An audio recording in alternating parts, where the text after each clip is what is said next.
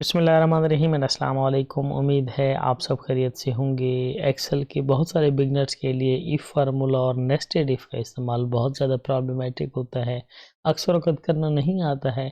इसकी बजाय किस फार्मूले से किस तरीके से आसानी के साथ काम निकाल सकते हैं, आज हम यही समझ रहे हैं। सबसे पहले मेरे पास ये स्टूडेंट रिकॉर्ड है, इनको मैंने रैंड बिटवीन फार्मूले से ग्रेड्स असाइन किए हैं। रैंड बिटवीन में आप लोअर और अपर लिमिट देते हैं, फार्मूला खुद ब खुद रैंडमली कोई नंबर भी असाइन कर देता है। यहाँ पर मैंने इफ फार्मूला लगाया है, वही नेस्टेड इफ है कि बिफोर में अगर 5 लिखा है तो एक्सीडेंट लिख दे, if before is equal to 4 then good लिख दे, if before is equal to 3 then average लिख दे, if before is equal to 2 then satisfactory लिख दे, अदरवाइज अलार्मिंग लिख दे। अदरवाइज में क्या चीज़ आ जाएगी? अदरवाइज में 1 आ जाएगा डेफिनेटली, उसके लिए क्या लिखेगा? अलार्मिंग लिखेगा। अब इसके सामने मैंने एक और, ये देखिए आप, नेस्टेड इफ एक आम या बिगिनर स्टूडेंट के लिए बहुत प्रॉब्लम हो जाता है। इसको आसान तरीके से किस तरह से हल किया जा सकता है? नया फार्मूला है स्विच फार्मूला। स्विच फार्मूला क्या है, मैं यहाँ पर लगा के आपको समझाता हूँ। Is equal to switch expression. Cell कौन सा है? ये सेल है। वैल्यू कौन सी हो? वैल्यू अगर 5 लिखी हो तो क्या लिख दे? तो लिख दे एक्सीलेंट, इन्वर्टेड कॉमास में। टेक्स्ट को हमेशा इन्वर्टेड कॉमास में लिखते हैं, वरना डिफ़ॉल्ट और वैल्यू टू। वैल्यू टू क्या है? वैल्यू टू है कि अगर यहाँ पर लिखा हो 4 तो क्या लिख दे? बस इतना सा काम है। कोई नेस्टेड इफ की, कोई ब्रैकेट स्टार्ट की, ब्रैकेट क्लोज की, किसी चीज़ की कोई ज़रूरत नहीं है। और अगर 3 लिखा हो तो क्या लिख दे? एवरेज लिख दे। ये एवरेज लिख दिया। और अगर 2 लिखा हो तो क्या लिख दे? वही इन्वर्टेड कॉमास में सेटिस्फैक्ट्री लिख दे।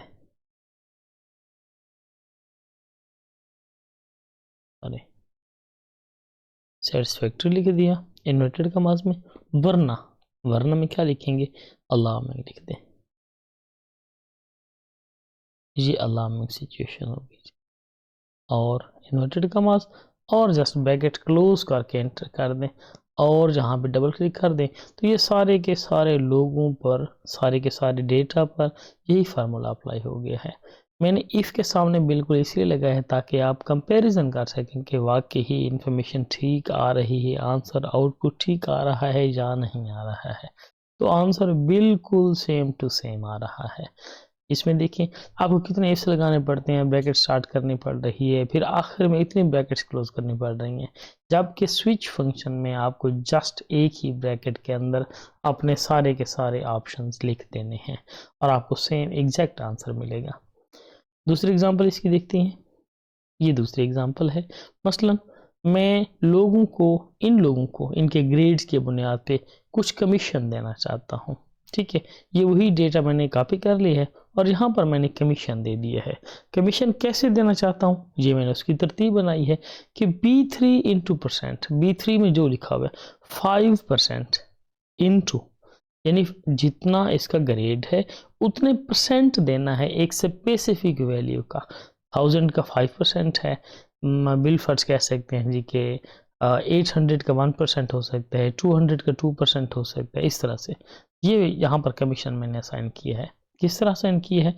B3 into percent into B3%, क्या मतलब 5% इंटू, अब आगे स्विच फंक्शन लगा दिए कि अगर D3 में एक्सीलेंट लिखा है तो 1000 का 5% दे दे, और अगर गुड लिखा है तो 800 का B3% दे दे, B3 में जो भी लिखा हो।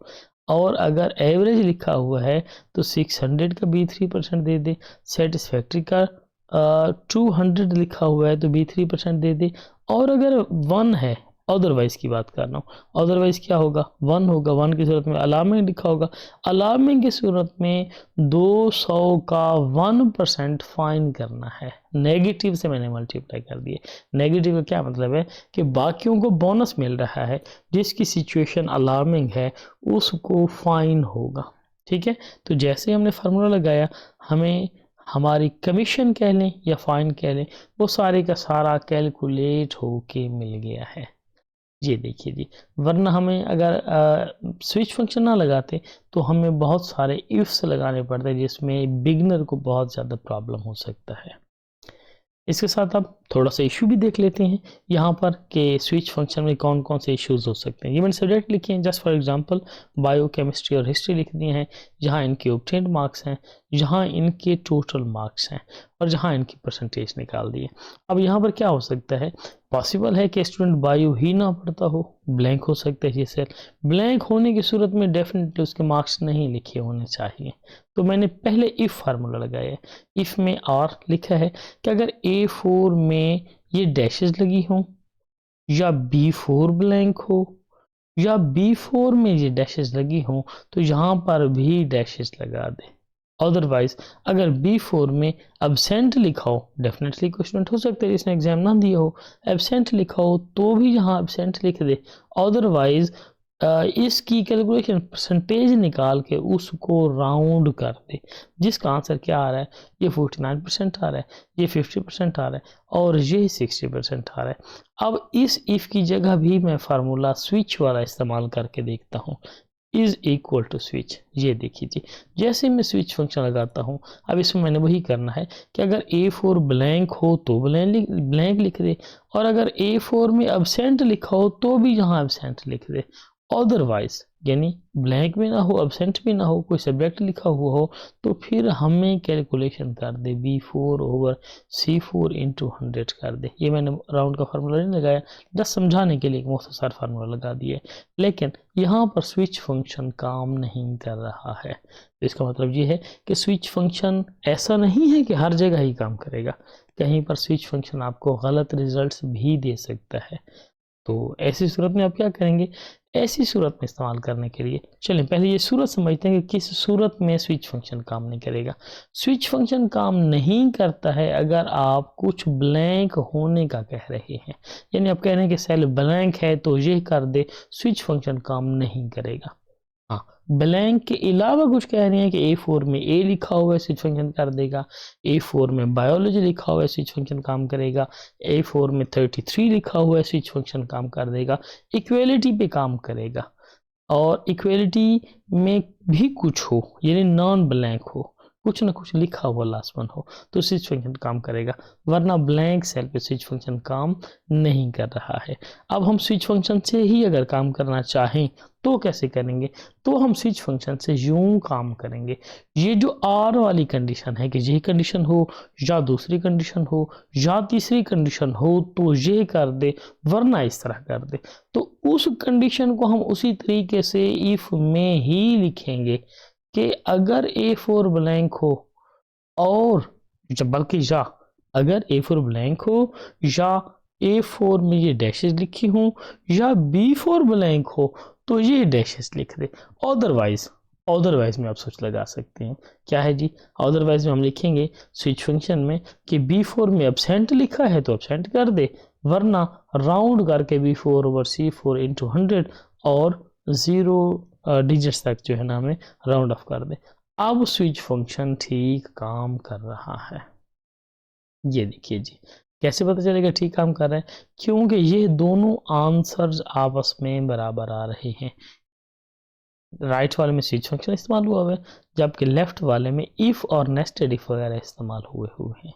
ठीक है, तो स्विच फंक्शन वहाँ काम नहीं करेगा जब आप इज इक्वल टू ब्लैंक की बात कर रहे हो कि अगर A4 ब्लैंक हो तो यही कर दे, ऐसी सूरत में स्विच फंक्शन काम नहीं करेगा। एक और सिचुएशन भी है जहाँ स्विच फंक्शन काम नहीं करता है, वो भी देखते हैं। बस अक्सर औकात हम रिजल्ट कार्ड बना रहे होते हैं, रिजल्ट कार्ड में डेफिनेटली हमने स्टूडेंट्स को ग्रेड्स देने होते हैं, पास फिल करना होता है, तो ऐसी सूरत में भी स्विच फंक्शन काम नहीं करता। इफ फंक्शन काम कर रहा है, ये देखें, if G3 is greater than equal to 40 तो उसको पास कर दे, वरना उसको फेल कर दे। ठीक है, जबकि स्विच फंक्शन यही कमांड इस तरीके से करके सबको फेल कर रहा है। वजह क्या है, स्विच फंक्शन में जस्ट इक्वलिटी काम करती है, ग्रेटर देन और इक्वल टू काम नहीं करता, लेस देन और इक्वल टू भी काम नहीं कर रहा, और इक्वल टू ब्लैंक होना भी काम नहीं करेगा। Equal to something other than blank equal to भी हो और अदर देन ब्लैंक भी हो, फिर स्विच फंक्शन काम करेगा। इसके अलावा स्विच फंक्शन काम नहीं कर रहा, बिल्कुल मिसलीडिंग रिजल्ट्स दे रहा है हमें। सारी की सारी क्लास 300 स्टूडेंट्स को उसने फेल कर दिया है। किस वजह से? क्यों? अगर जहाँ पर इक्वलिटी कर दें, इक्वलिटी कर दें, आपको आंसर ठीक मिलेगा। ठीक है, यानी इक्वलिटी की सूरत में आपको यह सारा कुछ लिखने की ज़रूरत नहीं होगी। आप इसको यहाँ से डिलीट करें और एंटर कर दें। ठीक हो गया, फिर कर दिया। यहाँ पे इसको आप मैन्युअली में 40 लिख रहा हूँ, अब उसको पास कर दिया। क्यों?